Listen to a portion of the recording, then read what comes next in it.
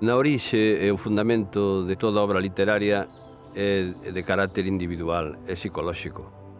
No meu caso, eu creo que todo ten que ver coa construción da identidade persoal, que no meu caso concreto é a historia dunha familia con rupturas esenciais entre o campo e a cidade e, polo tanto, son historias de rupturas e de migracións.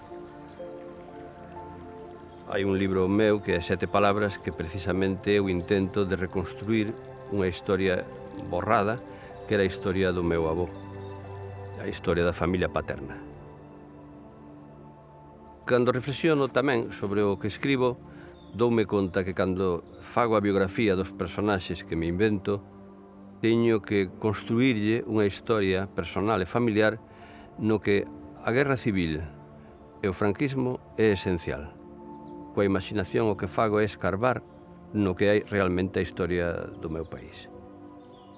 E hai unha presencia forte do franquismo e da guerra civil porque tamén ten relación coa miña vida. É a historia da clandestinidade, de estar disposto a todo para acabar con algo que é un todo, algo enorme e absoluto, como ten sido o franquismo, vivir baixo o franquismo para nós. Franco era todo. Non se explica a sociedade española actual tan incívica, tan indefensa, tan gregaria, sen coñecer o que ten sido o franquismo e como educou as xeracións dos nosos pais, avós e de persoas adultas.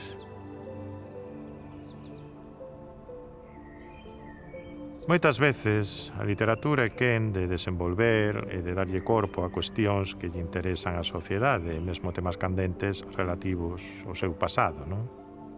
Na memoria histórica, hai feridas aínda abertas que o millor dende eidos como ensaio histórico a investigación académica ou noutras expresións ou xéneros non se abordan en toda a amplitude posible. E moitas veces serve de expresión ou de, se queres, de reverberación de temas que se tratan na historiografía ou na antropoloxía ou na socioloxía ou noutras ciencias sociais, pero dunha maneira máis empática.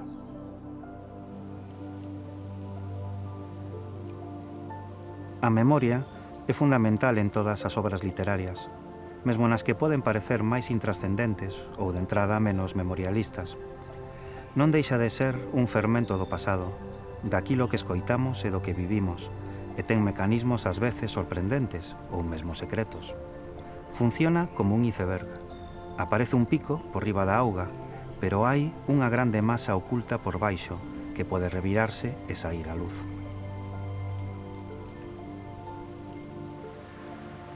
Somos artefactos narrativos. Contámonos constantemente a nosa historia, a nós mesmos e aos demais.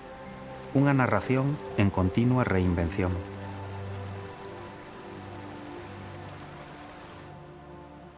A memoria non é só a fonte da que bebemos para recuperar as lembranzas, senón que tamén é o visor polo que ollamos a proxección da nosa vida, a narración do vivido e o imaginado. É un compás para orientarmos por ese mapa de fronteiras cambiantes que é o pasado, en o que cartografamos os novos camiños que conducen ao futuro.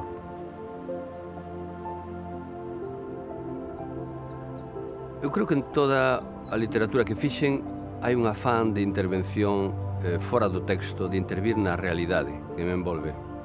Desde os anos 90, na España, comezou unha certa recuperación do pasado das vítimas republicanas e do franquismo.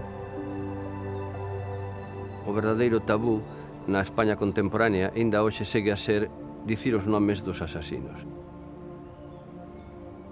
Eu, con un libro, Home sen nome, pretendín retratar históricamente quen eran os asasinos e mesmo dicir os nomes dos asasinos na miña cidade, en Santiago de Compostela.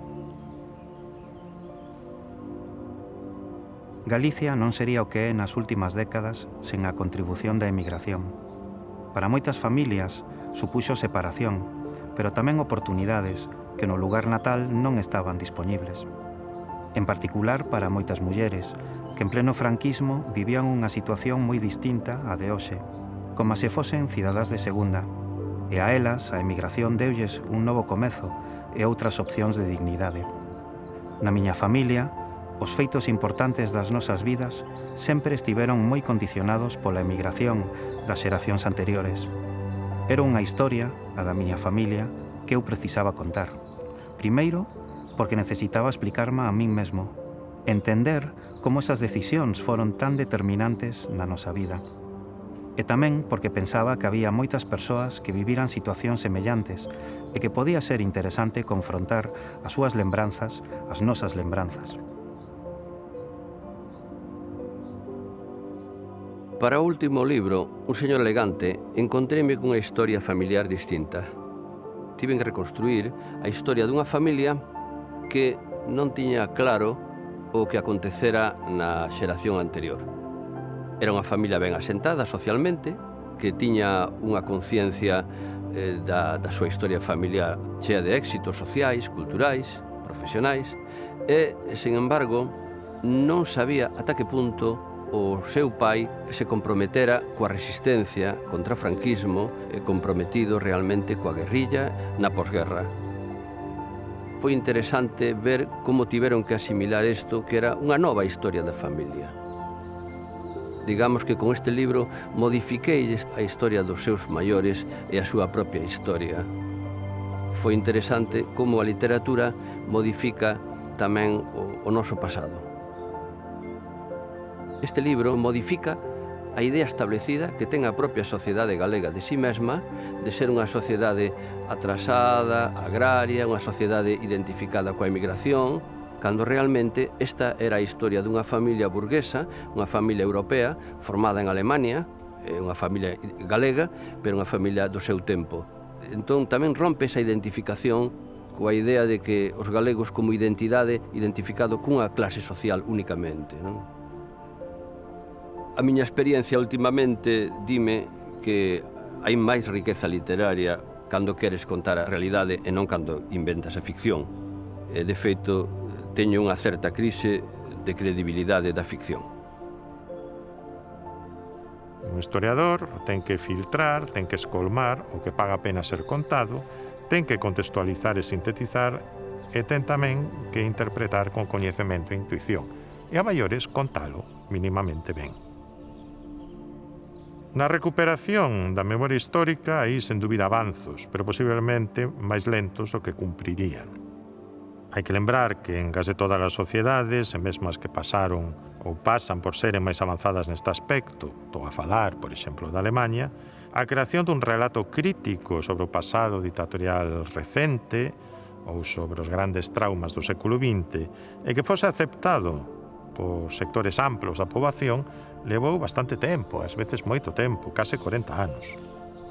Na actualidade non hai un consenso social sobre a cuestión, porque, diría eu, parte da sociedade, mobilizada por actores mediáticos e políticos concretos, segue sen ver a necesidade de desenvolver unha memoria democrática ou, se quere, unha visión crítica do pasado recente e dos grandes traumas do século XX.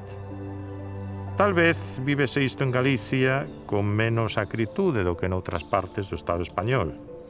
Isto acontece porque, aparte do espectro político, digamos, que noutros territorios de España se opón a todo o que supoñe memoria histórica, é dicir, a dereita, adoptou en Galicia unha sorte de galeguismo cultural, un verniz que, con limitacións e con evidentes ritualizacións, permitiu xerar unha sorte de memoria común aceptada, unha sorte de mínimo común denominador, máis ou menos aceptado e común a todos. Fora de aquí, por exemplo, sorprende a unanimidade que houbo no Parlamento galego, non isenta de diferenzas e de tensións, pero a final unanimidade, sobre a recuperación do Pazo de Meirás, aínda que despois non existe un acordo sobre os usos, pero eu engadiría era tamén previsible que houvese un debate alrededor dos usos. A raíz da publicación do meu libro, Virtudes e Misterios, recibín cartas, tamén chamadas, e tiven encontros con moitas persoas que pasaran por experiencias semellantes. Resulta algo moi bonito e reconfortante ver como dende a túa historia individual tocas unha tecla que lle remove cousas a persoas as que non coñeces de nada. Non me interesaba contar unha historia migratoria ao estilo dunha superproducción americana, desas que falan dun home que se fai a si mesmo desde o analfabetismo ata que se converte nun rico e potentado. Penso que hai que redefinir o que é o éxito nas historias de emigración. Que unha muller soa, como foi o caso da miña avoa Virtudes, logo de verse abandonada polo home, conseguise sacar adiante 3 fillas e que os netos puidésemos ir á universidade grazas ao seu traballo emigrante, iso sí que é unha historia de éxito. Escribir este libro levoume entre 10 e 12 anos, un período longo de buscar as apalpadas o mellor modelo para a historia. Sentía que era a historia máis importante que eu podía contar como escritor. Preocupábame non dar coa fórmula xeitada e, sobre todo, non estar á altura do sacrificio migrante da miña familia. Escribir un libro non implica que o saibas todo sobre el. Moitas veces é ao revés, que sabe máis o teu libro sobre ti do que ti sobre el.